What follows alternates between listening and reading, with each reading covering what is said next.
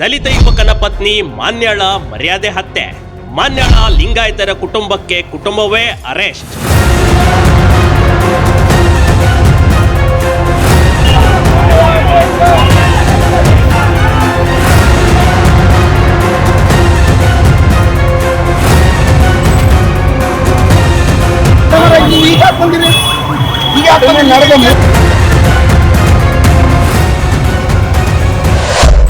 ಹುಬ್ಬಳ್ಳಿಯಲ್ಲಿ ನಡೆದ ಮರ್ಯಾದೆ ಹತ್ಯೆ ಇದೀಗ ಮನುಕುಲಕ್ಕೆ ದೊಡ್ಡ ಪ್ರಶ್ನೆಯಾಗಿ ಕಾಡ್ತಿದೆ ಕಣ್ರಿ.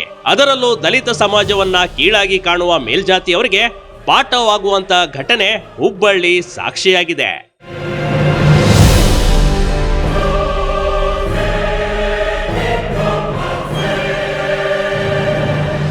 ಹೌದು, ಡಿಸೆಂಬರ್ 21ರಂದು ಮಾನ್ಯಾಳನ್ನ ಸ್ವಂತ ಅಪ್ಪನೆ ಕೊಂದು ದೊಡ್ಡಸ್ತಿಕೆ ಮೆರೆದಿದ್ದ.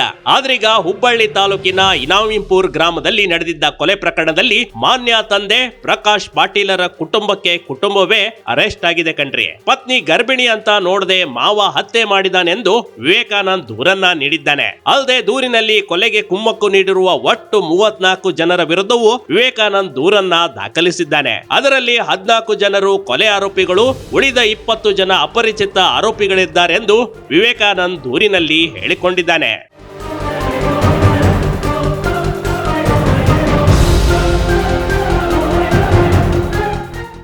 ಕೊಲೆ ಮಾಡಲು ಬಂದಿದ್ದ 3 ಬಂಧನ. ಇನ್ನು ಹೇಳಿ ಕೇಳಿ ಹುಬ್ಬಳ್ಳಿ ಪೊಲೀಸ್ ಕಣ್ರಿ ಈ ಪ್ರಕರಣವನ್ನ ತುಂಬಾನೇ ಸೀರಿಯಸ್ ಆಗಿ ತೆಗೆದುಕೊಂಡಿದ್ದಾರೆ. ಎಲ್ಲ ಆರೋಪಿಗಳ ಹೆಡೆಮೊರೆ ಕಟ್ಟಲು ಖಾಕಿ ಸರ್ವ ದಿಕ್ಕಿನಿಂದಲೂ ಪ್ಲಾನ್ ಮಾಡಿಕೊಂಡಿದೆ. ಅದಕ್ಕೆ ಕೊಲೆ ನಡೆದು 24 ಗಂಟೆ ಒಳಗೆ 6 ಜನ ಆರೋಪಿಗಳನ್ನ ಬಂಧಿಸುವಲ್ಲಿ ಯಶಸ್ವಿಯಾಗಿದ್ದಾರೆ. ಅದರಲ್ಲಿ ಪ್ರಮುಖವಾಗಿ ಮಾನ್ಯ ತಂದೆ ಪ್ರಕಾಶ್ ಗೌಡ, ಈರಣ್ಣ ಗೌಡ, ಅರುಣ್ ಅನ್ನೋರು ಬಂಧನವಾಗಿದೆ. ಇನ್ನು ಬಸಪ್ಪ, ಅನಿಲ್ ಫಕೀರ್ಗೌಡ ಪಾಟೀಲ್, ಬಸನಗೌಡ ಪಾಟೀಲ್, ಗುರುಸಿದ್ದಗೌಡ ಪಾಟೀಲ್ ಕುಮ್ಮಕ್ಕು ನೀಡಿದರು ಎಂದು ತಿಳಿದು ಬಂದಿದೆ.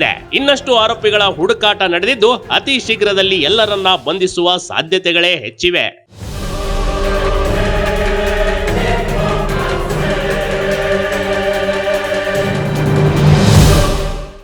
ಆಸ್ಪತ್ರೆಯಲ್ಲಿ ಗಾಯಾಳುಗಳ ಸ್ಥಿತಿ ಚಿಂತಾಜನಕ.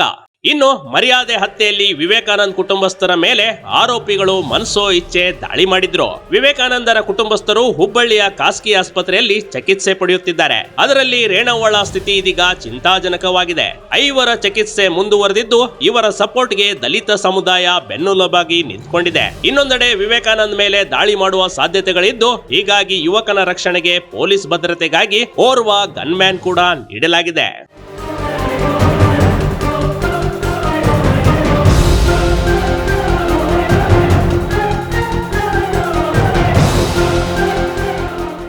ಗಾಯಾಳುಗಳ ಭೇಟಿಗೆ ಬಂದ ಡಿಸಿಯನ್ನ ತಡೆದ ದಲಿತ ಸಂಘಟನೆಗಳು. ಡಿಸಿ ದಿವ್ಯಾ ಪ್ರಭು ವಿತರಿಸಿದರು 5 ಲಕ್ಷ ರೂಪಾಯಿಯ ಚೆಕ್. ಇನ್ನೊಂದೆಡೆ ವಿವೇಕಾನಂದ್ ಕುಟುಂಬಸ್ಥರನ್ನ ಭೇಟಿಯಾಗೋದಕ್ಕೆ ಬಂದಿದ್ದ ಡಿಸಿ ಕಾರನ್ನ ದಲಿತ ಸಂಘಟನೆಯವರು ತಡೆದು ಆಕ್ರೋಶ ವ್ಯಕ್ತಪಡಿಸಿದ್ರು. ಅಂದು ಬರದೇ ಇರೋರು ಈಗೇಕೆ ಬಂದ್ರಿ ಅಂತ ಪ್ರಶ್ನೆ ಮಾಡಿದ್ರು. ಇನ್ನು ಇದೇ ವೇಳೆ ದಲಿತ ಸಂಘಟನೆಗಳನ್ನ ಮನವೊಲಿಸಿ ಡಿಸಿ ಅವರು ಗಾಯಾಳುಗಳಿಗೆ ಸ್ವಾಂತನ ಹೇಳಿದ್ರು. ಅಲ್ಲದೆ ಪರಿಹಾರದ ರೂಪದಲ್ಲಿ ಗಾಯಾಳು ಕುಟುಂಬಗಳಿಗೆ 5 ಲಕ್ಷ ರೂಪಾಯಿಯ ಚೆಕ್ ಕೂಡ ವಿತರಿಸಿದ್ರು.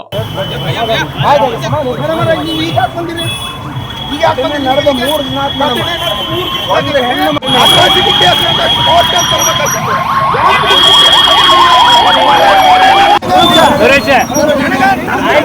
ಬಂದರೆ ಮೇಡಮ್ ಬಂದರಲ್ಲ ನೋಡಿ ಮೇಡಮ್ ಬಂದ್ರಿ ಸುರೇಶ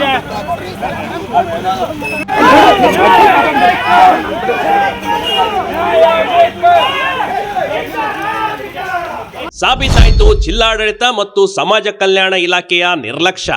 ಪ್ರತಿ 3 ತಿಂಗಳಿಗೊಮ್ಮೆ ಕುಂದುಕೊರತೆ ಸಭೆಯನ್ನ ಸರ್ಕಾರದಿಂದ ನಡೆಸಲಾಗುತ್ತದೆ ಕಣ್ರಿ. ಈ ಸಭೆಯಲ್ಲಿ ಮಾನ್ಯ ಮತ್ತು ವಿವೇಕಾನಂದ್ ಜೋಡಿಗೆ ರಕ್ಷಣೆ ಬೇಕೆಂದು ಮನವಿ ಮಾಡಲಾಗಿತ್ತು. ಆದ್ರೆ ಗಂಭೀರ ಪ್ರಕರಣವಾಗಿದ್ರೂ ಸಮಾಜ ಕಲ್ಯಾಣ ನಿರ್ಲಕ್ಷ್ಯ ಮಾಡಿತ್ತು. ಹೀಗಾಗಿ ಜಿಲ್ಲಾಡಳಿತದ ವೈಫಲ್ಯದ ಬಗ್ಗೆ ದಲಿತ ಸಂಘಟನೆಗಳು ನಿರ್ಲಕ್ಷ್ಯದ ಆರೋಪಗಳನ್ನ ಮಾಡಿ ಪ್ರತಿಭಟನೆಗೆ ಇಳಿದುಕೊಂಡಿದ್ದಾರೆ.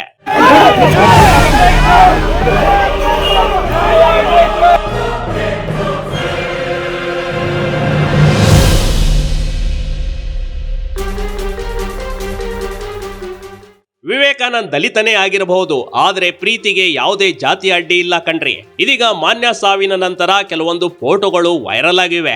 ಇದನ್ನ ನೋಡ್ತಾ ಇದ್ರೆ ಎಂತವರ ಮನಸ್ಸು ಕೂಡ ಮಮ್ಮಲ ಮರುಗುವಂತೆ ಮಾಡುತ್ತದೆ. ಯಾಕಂದ್ರೆ ಈ ಫೋಟೋದಲ್ಲಿ ಈ ಪ್ರೇಮ ಹಕ್ಕಿಗಳು ಎಷ್ಟು ಸುಂದರವಾಗಿ ಕಾಣುತ್ತವೆ ಅಂತ ನೋಡಿ. ಇಬ್ಬರನ್ನ ನೋಡ್ತಾ ಇದ್ದರೆ ಒಬ್ಬರನ್ನ ಬಿಟ್ಟು ಇನ್ನೊಬ್ರು ಇರಲ್ಲ ಎನ್ನುವಂತಿತ್ತು ಈ ಜೋಡಿ. ಆದ್ರೆ ಇವರ ಪ್ರೀತಿ ಸಹಿಸಿದ ರಾಕ್ಷಸರು ಒಣ ಪ್ರತಿಷ್ಠೆಗಾಗಿ ಮರ್ಯಾದೆ ಹತ್ಯೆ ಮಾಡಿಬಿಟ್ರು. ತನ್ನ ತಂದೆಯಿಂದ ಕೊಲೆಯಾದ ಗರ್ಭಿಣಿ ಮಾನ್ಯಳ ಆತ್ಮಕ್ಕೆ ಶಾಂತಿ ಸಿಗ್ಲಿ ಅಂತ ಅವಳ ಸಾವಿಗೆ ನ್ಯಾಯ ಸಿಗ್ಲಿ ಅನ್ನೋದು ಬಿಗ್ ಟಿವಿಯ ಕರ್ನಾಟಕದ ಆಶಯ ಕೂಡ ಕಣ್ರಿ. Bureau news, big TV Karnataka.